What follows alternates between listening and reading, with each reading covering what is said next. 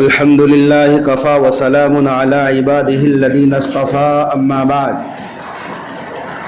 أعوذ بالله من الشيطان الرجيم بسم الله الرحمن الرحيم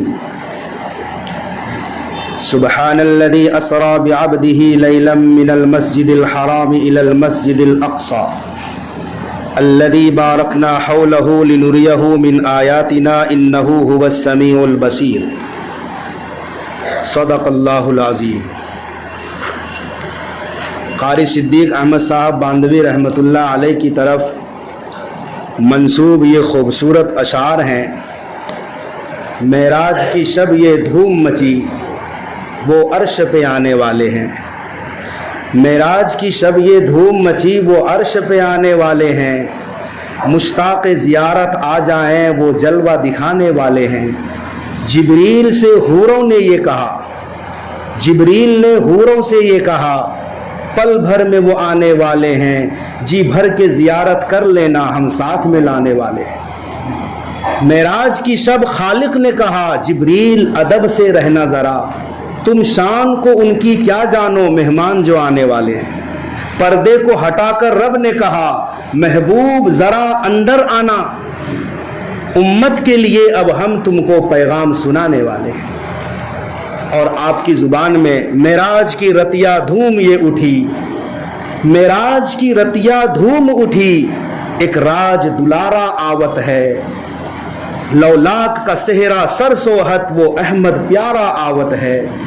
یاسی کی چمک ہے داتن میں، طٰہٰ کا کرشمہ آنکھن میں، والفجر کا جلوہ گالن میں وہ عرش کا تارا آوت ہے۔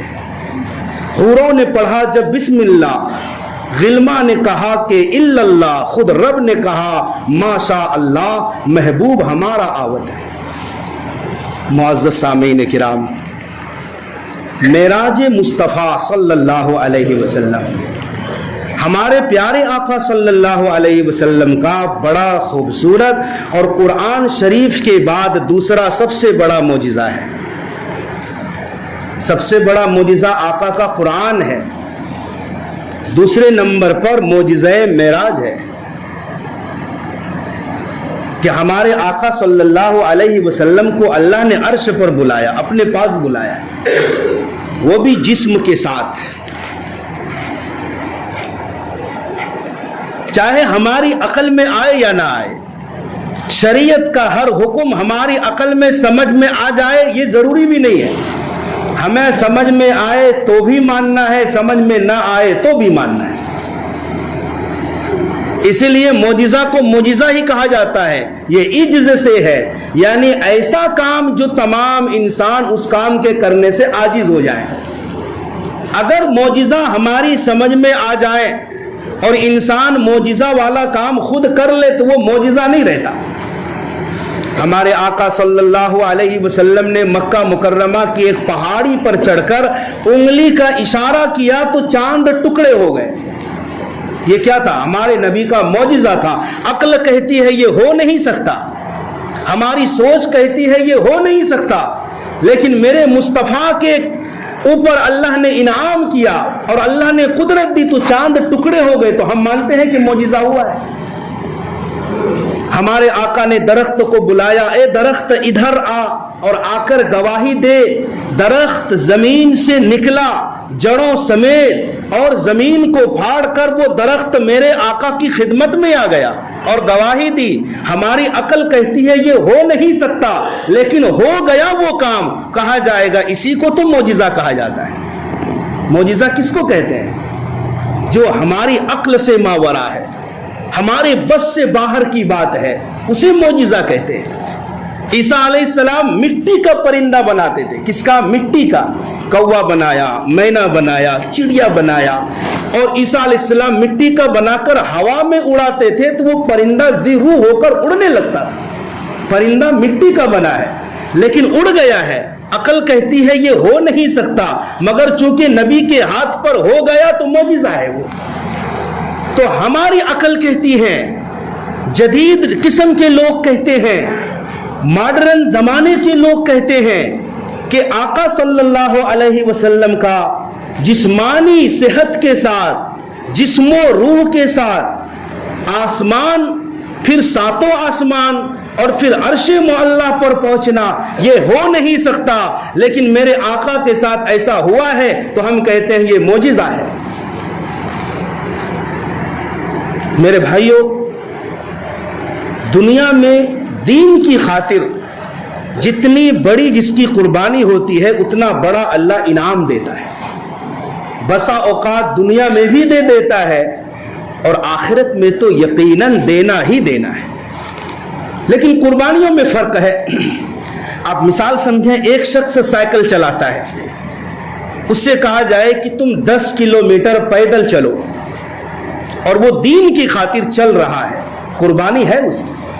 और एक शख्स है जो कभी 4 व्हीलर और 4 पहिए वाली गाड़ी से नीचे सफर ही नहीं किया है, नाज़ो नेमत में पला है, उससे कहा जाए तुम पैदल 10 किलोमीटर चलोगे और वो दीन की खातिर चल रहा है, कुर्बानी दोनों की है, लेकिन दोनों में बहुत बड़ा फर्क है। साइकिल वाला भी कुर्बानी दे रहा है और गाड़ी वाला भी दे रहा है, लेकिन दोनों में बड़ा फर्क है। एक शख्स कमाता है, मजदूरी करता है, तो उसको 2 वक्त की रोटी मिलती है, दिन भी खाता है, रात भी खाता है, यही रोजमर्रा का मामूल है। उससे कहा जाए तुम दीन की खातिर अल्लाह के वास्ते 2 दिन फाका बर्दाश्त करो, और उसने कर लिया। और एक शख्स है जो नाजो नेमत में पला है, सालों साल मजदूरी नहीं करेगा तो भी फाके की नौबत नहीं आएगी, उससे कहा जाए तुम 2 दिन फाका बर्दाश्त करो दीन की खातिर, और उसने कर लिया। कुर्बानी दोनों की है, मगर दोनों में बहुत बड़ा फर्क है। जो जितना बड़ा आदमी है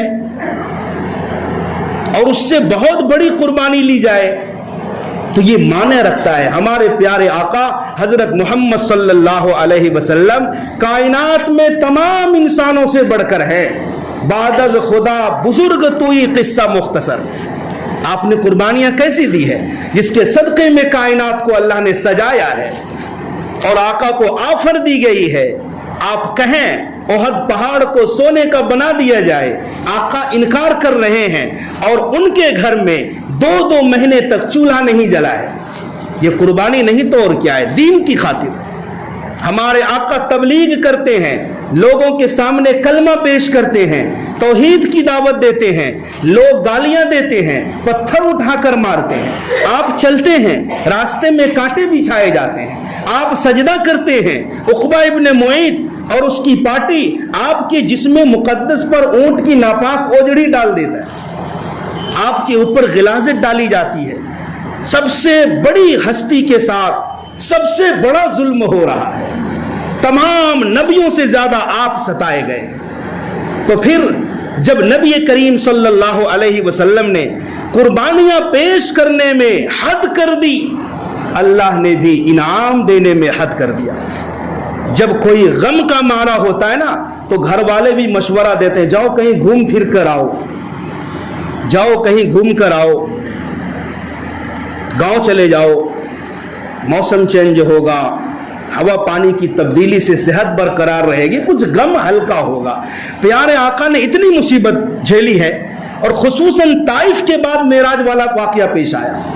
ताइफ में आपके ऊपर पत्थर बरसाए गए, जूते मुबारक खून से रंगीन हो गए, आप गम से निढाल हो गए। आका अलैहिस्सलातु वस्सलाम को अल्लाह ने कहा, लोग एक दूसरे को सैर व तफरीह के लिए भेजते हैं, ऐ मेरे महबूब मैं तुम्हें अपने पास बुलाऊंगा। देखो, मेराज के 2 हिस्से हैं। एक को कुरान की जुबान में इसरा कहा जाता है, जो सफर हुआ है मस्जिद हराम से फिलिस्तीन का, मस्जिद अक्सा का, ये तो कुरान में जिक्र है। इसका इनकार करने वाला काफिर हो जाता है, नस्से कुरान से साबित है। मेराज का दूसरा हिस्सा वो है जो मस्जिद अक्सा से ऊपर का सफर हुआ है। अच्छा, मेराज अरबी जुबान में सीढ़ी को कहते हैं, मेराज अरबी जुबान में सीढ़ी को। सुम्मा उरिजा बी, आका ने फरमाया फिर मुझे ऊपर ले जाया गया, इसलिए इसको मेराज कहते हैं। कभी कभी दोनों को मिलाकर लोग मेराज कह देते हैं या इसरा भी कह देते हैं।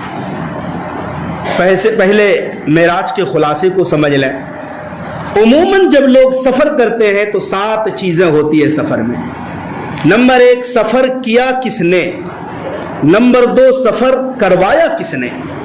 نمبر 3 سفر کی اسٹارٹنگ کہاں سے ہوئی، نمبر 4 سفر کہاں پر ختم ہوا، نمبر 5 سفر دن میں ہوا یا رات میں ہوا، نمبر 6 سفر میں ٹائم کتنا لگا، اور نمبر 7 سفر کس مقصد سے ہوا ہے۔ قربان جاؤں، اللہ تعالیٰ نے اس چھوٹی سی آیت میں 7 باتیں ذکر کر دی ہیں، چھوٹی سی آیت میں جو میں نے ابھی آپ کے سامنے پڑھی۔ سبحان الذی اسری بعبدہ لیلا من المسجد الحرام الی المسجد الاقصی الذی بارکنا حولہ لنریہ من آیاتنا انہ هو السمیع البصیر۔ اتنی آیت میں یہ 7 چیزیں اللہ نے بیان کر دی۔ پہلے معراج کے واقعے کو مختصر سن لیتے ہیں۔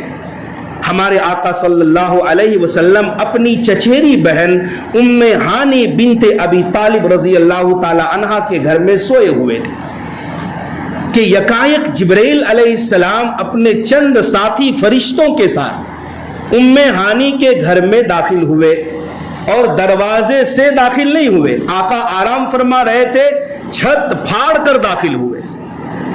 چھت پھٹی ام ہانی کے گھر کی، اور جبریل علیہ السلام فرشتوں کے ساتھ آئے۔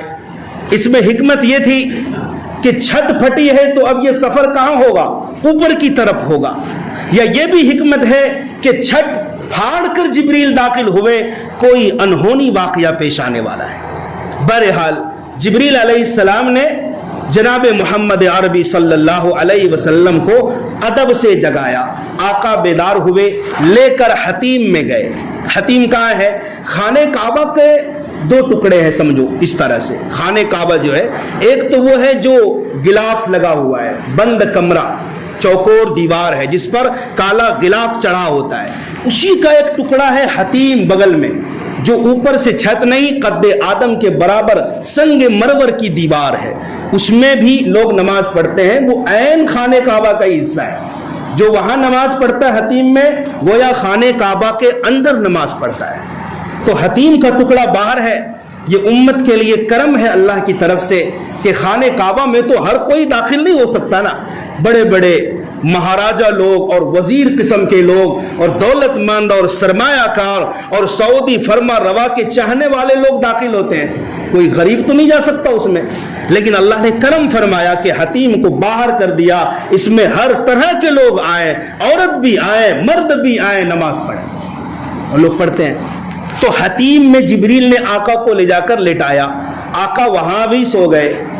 پھر ان فرشتوں میں یہ مشورہ ہوا کہ یہ جو بیچ میں سویا ہے، آپ کے ایک طرف حضرت حمزہ سوئے تھے، ایک طرف حضرت جعفر سوئے تھے، فرشتوں نے کہا جو بیچ والا ہے نا، اس کو اٹھاؤ اور لے چلو۔ ہمارے آقا صلی اللہ علیہ وسلم کو اٹھایا اور چاہے زمزم کے پاس لے آئے۔ وہیں قریب میں ہی زمزم کا کنواں ہوا کرتا تھا، پرانے حجاج کرام جب جاتے تھے تو کنواں کو دیکھتے بھی تھے اور اسی کنواں سے پانی پیتے تھے۔ اب دیکھنا مشکل ہے، اس کے اوپر تعمیر ہو گئی ہے۔ بہرحال نیچے زمزم کا کنواں ہوا کرتا تھا، تو چاہے زمزم کے پاس لے آیا۔ جبریل علیہ السلام آگے بڑھے، آقا کو لٹایا اور نبی کریم صلی اللہ علیہ وسلم کا سینہ چاک کیا، سینہ چاک کر دیا، اور اندر سے دل نکالا، قلب مبارک کو، اور اس دل کو سونے کے تشت پر رکھا۔ دنیا میں سب سے قیمتی دھات اور دولت سونا ہے، اور سب سے قیمتی دل محمد مصطفیٰ صلی اللہ علیہ وسلم کا ہے۔ تو قیمتی چیز کے لیے قیمتی برتن کا متعین ہوا، انتخاب ہوا، سونے کے تشت پر رکھا اور زمزم کے پانی سے صاف کیا، صفائی ہوئی۔ اسی لیے علماء کہتے ہیں کہ سب سے متبرک پانی زمزم کا پانی ہے، مائے کوثر سے بھی اور ہر طرح کے پانی سے۔ اگر اس پانی سے زیادہ کوئی بابرکت پانی ہوتا، مقدس پانی ہوتا، تو یہاں اسی کا استعمال ہوتا۔ تو زمزم کے پانی سے دھویا گیا، اور جنت سے جبریل علیہ السلام ایک تشت میں ایمان اور حکمت اور نور اور علم کا خزانہ لے کر آئے تھے، وہ سارا کا سارا قلب اطہر میں ڈال دیا گیا، اور جبریل امین نے سینے کو سی دیا، اور ہمارے آقا دیکھ رہے ہیں۔ سب سے بڑی بات یہ ہے، آج بھی چھوٹا سا آپریشن ہو نا ہارٹ کا، تو بغیر بے ہوش کے نہیں کرتے ہیں، جان کا خطرہ رہتا ہے۔ ہمارے آقا دیکھ رہے ہیں، جبریل سینہ چاک کر رہے ہیں قلب کو نکالا جا رہا ہے، دھویا جا رہا ہے، ایمان و حکمت سے بھرا جا رہا ہے۔ اچھا یہ کس لیے ہوا؟ اس لیے ہوا تاکہ دل مضبوط ہو جائے اور عالم بالا میں جب جائیں، آسمانوں کی سیر کریں، عرش پر پہنچیں تو دل متحمل ہو اور وہاں کی ساری چیزوں کو دل برداشت کر سکے، ورنہ عالم بالا کی جو چیزیں ہیں وہ ہمارے قلوب سے باہر کی بات ہے۔ بہرحال دھویا گیا، جنتی چیزیں ڈالی گئی، اور پھر جبریل علیہ السلام جنت سے ایک سواری لے کر آئے تھے، سفید سواری جس کا نام براق بتلایا جاتا ہے، بڑی تیز رفتار وہ سواری تھی۔ آقا علیہ السلام اس سواری پر سوار ہوئے، جبریل و میکائیل دائیں بائیں تھے، وہ بھی رفیق سفر ہوئے، اور سفر کا آغاز ہوا۔ پیارے آقا صلی اللہ علیہ وسلم جب یثرب کی سرزمین سے گزر رہے تھے، جو اب مدینۃ الرسول کہا جاتا ہے، جب مدینہ پاک میں پہنچے تو جبریل نے سواری روکی اور فرمایا، عرض کیا آقا یہ وہ جگہ ہے جہاں آپ ہجرت کر کے آئیں گے، اس لیے یہاں 2 رکعت نماز پڑھ لیجئے۔ ہمارے آقا سواری سے اترے، 2 رکعت نماز پڑھی، سواری آگے بڑھی۔ اگلی منزل تھی طور سینا یا وادی سینا، شجرہ سینا، جہاں موسیٰ علیہ السلام نے اللہ سے بات کی تھی۔ اس علاقے میں جب پہنچے تو جبریل نے عرض کیا آپ یہاں پر 2 رکعت نماز پڑھ لیں، یہ موسیٰ علیہ السلام کی نبوت کا علاقہ ہے۔ پھر اگلی منزل تھی مدین کی طرف، کہا یہاں بھی اتریے، یہ شعیب علیہ السلام کا علاقہ ہے۔ چوتھی منزل تھی بیت اللحم، مسجد اقصی سے پہلے، کہا یہاں عیسیٰ علیہ السلام کی پیدائش ہوئی ہے، آپ یہاں بھی 2 رکعت نماز پڑھیے۔ آقا نے وہاں بھی نماز پڑھی۔ پھر بیت المقدس پر آخری سواری رکی، جہاں پر آدم علیہ السلام سے لے کر عیسیٰ علیہ السلام تک تمام انبیاء علیہ السلام موجود تھے، آپ کے انتظار میں تھے۔ تمام انبیاء، 7 لاکھ نبی، ہمارے آقا صلی اللہ علیہ وسلم وہاں پہنچے، براق کو باندھا گیا سواری کو۔ پھر آقا علیہ السلام مسجد میں داخل ہوئے، وہاں اذان دی ایک شخص نے، پھر نماز کے لیے تکبیر ہوئی، اور امامت کے مصلی پر ہمارے اور آپ کے آقا جناب محمد صلی اللہ علیہ وسلم تشریف لے گئے۔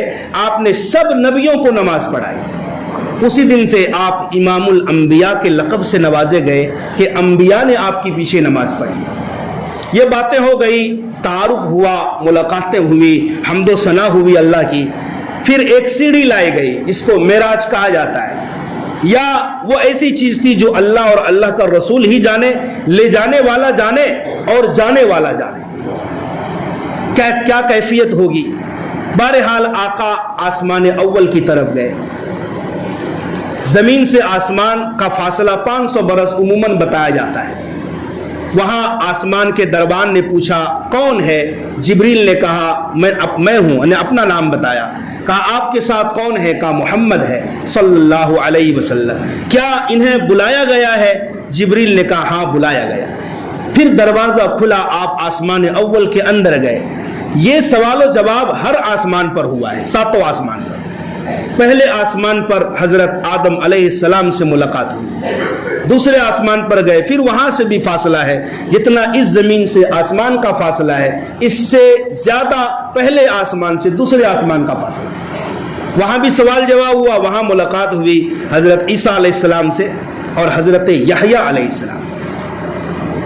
تیسرے آسمان پر حضرت یوسف علیہ السلام ملے، چوتھے پر حضرت ادریس علیہ السلام ملے، 5ویں پر حضرت ہارون علیہ السلام، 6 پر موسیٰ علیہ السلام، اور 7ویں پر حضرت ابراہیم خلیل اللہ علیہ السلام سے ملاقات ہوئی۔ یہ سب کے سب استقبال میں بلائے گئے تھے آپ کی زیارت کے لیے، لیکن حضرت عیسیٰ علیہ السلام جو دوسرے آسمان پر تھے وہ پہلے سے ہی موجود تھے، کیونکہ ان کا ٹھکانہ پہلے سے وہیں پر ہے۔ اللہ نے اس دنیا سے عیسیٰ علیہ السلام کو اٹھا لیا ہے زندہ، تو دوسرے آسمان پر پہلے سے ہی موجود تھے۔ 7 آسمان کے اوپر گئے، سدرہ کے پاس پہنچے۔ یہ جو معراج کا واقعہ ہے، آسمانوں کی سیر کا اور پھر سدرہ کا اور جنت جہنم کو دیکھنے کا، قرآن کریم کی سورہ والنجم میں یہ ذکر ہے۔